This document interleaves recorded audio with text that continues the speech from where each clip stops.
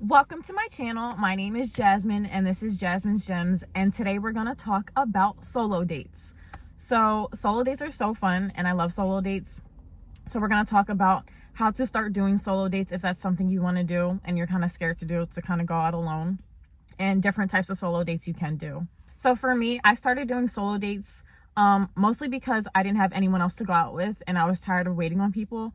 So I started this years ago, maybe like 4 or 5 years ago is when I really started going on solo dates.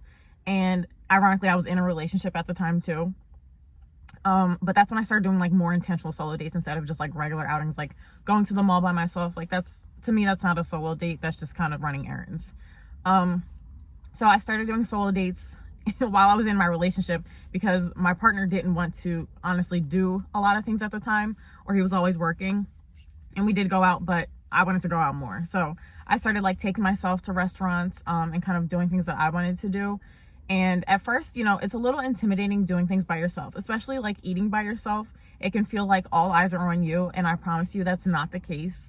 Everyone's so consumed in their own world. So please remind yourself of that when you are doing solo things alone. And people do things alone all the time. I promise you, no one is checking for you like that. So if you're concerned about people, you know, all eyes on me, or people are looking at me, people think I'm weird eating by myself, I promise you, nobody's checking for you. Like I said, it can definitely be a little intimidating, you know, going on a solo date, especially for the first time or first few times. But once you start doing it and getting the hang of it, it'll be really fun because you get to spend time with yourself. You get to do whatever it is you want to do. You don't have to worry about other people or, you know, what other people's timelines or what their interests are. You can just do it by yourself. And also, I do want to say, like, please also maintain other relationships as well, because I do think we need a sense of community.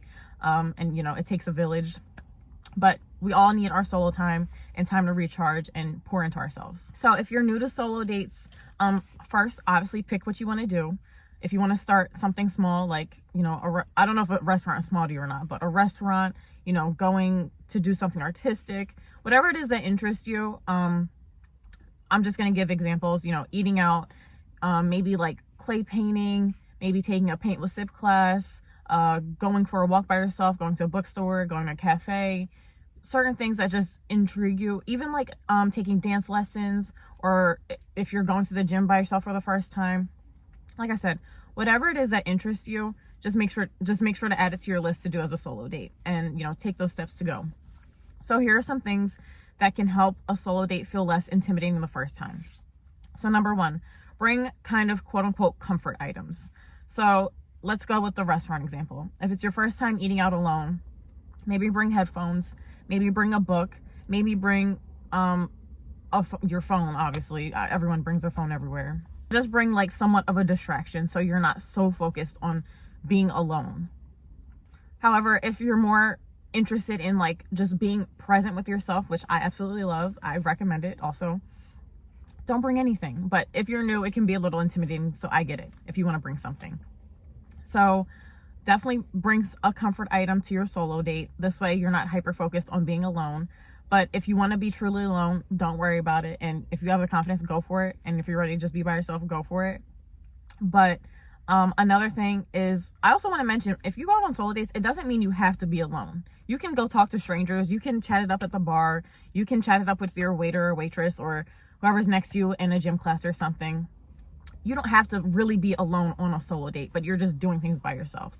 It's up to you. That's the beauty of this. You can pick how you want your day to go. That's basically what it is. So if you want to chat it up and make friends while you're out, go for it. But if you want to be simply alone and enjoy your own company, do that as well. You could bring a journal. You could bring, like I said, a book, headphones, whatever it is. And just keep in mind that the attention isn't on you. I know we can be so consumed in our heads and like, oh my God, me. And that's really not the case. People are so consumed in their own head that they're not looking for you. And like, oh my God, this girl's eating alone. She probably got stood up.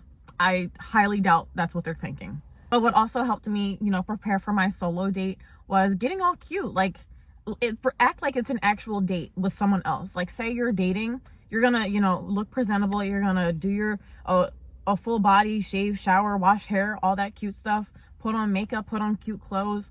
Do whatever it is that makes you feel cute, and then go out accordingly. Like, I really want you to treat this like you're dating yourself. Would you stand yourself up? Would you stand somebody else up? Would you stand your best friend up? No. But definitely, like I said, if it's intimidating to you, start small. Start with a small thing. Maybe it's like going to a cafe. That's like the first step because it's less pressure. Go to a cafe by yourself. You can bring your laptop. You can bring a book, a journal, whatever it is. If it's more like, this is what I'm trying to, I'm trying to get the courage to do. I'm trying to get the courage to go on a solo trip. So I'm taking my small steps. So, and also a background on me. I don't know what it is, but after like certain major events happen, because it's not just like breakups, but other traumatic events, I become a little agoraphobic. Like I don't want to leave the house, and I don't know why. But so after my last breakup, again, the agoraphobia just kind of kicked in, and I was like, no, I need to get outside the house. And when I got out of a relationship, it was weird because it was like we used to do everything together, even like going to the grocery store. So it was like really strange doing things by myself again. So for me, I went to the grocery store by myself. That was me starting small. And then I started to slowly venture out back into solo dating. That looked like, you know, grocery store, cafe, okay, now restaurant, or even before restaurant, shopping by myself again, restaurant. Then I started like doing other things, like I went to go get a facial by myself and then went out to eat afterwards. And this was in a different city. So that was me opening and broadening my horizons. And it was really nice to like just do things by myself again. I was like, wow, I really enjoy my own company. And not only that, but like, I don't have to worry about what someone else wants to do or like move on their timeline, and I can just do whatever it is I want. So those are my small steps. I'm slowly trying to get to a solo trip. That's my goal, just so you guys know. But just start small and take small steps until you reach it is whatever it is you want to do, or just feel more comfortable doing it. But solo dates are so fun, and I hope you guys give it a try. And another tip is, maybe this kind of defeats the purpose, but maybe FaceTime a friend so they're not physically there, but you know, you're still alone in the setting physically. Maybe FaceTime them for a little bit and then, you know, end the call and just sit with yourself for the remainder of the solo date. Really just try to limit being self-conscious and, you know, bring a support item and start small and take small steps. And that'll kind of help you transition into solo dates. But I just want to make this little video because I think solo dates are so fun. And it's so nice to just spend quality time with yourself. Like I said, literally date yourself. Date yourself like you would date somebody else. Pour into yourself like you would pour into somebody else. You know, quality time. That's the solo date. If it's physical touch, you know, go get a massage. If you like gifts, go buy yourself something nice.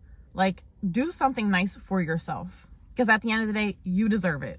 So I hope you gathered something from this short video. I'm like always, I'm just a girl, not a guru. And comment below what your favorite solo dates are and where I should solo travel to.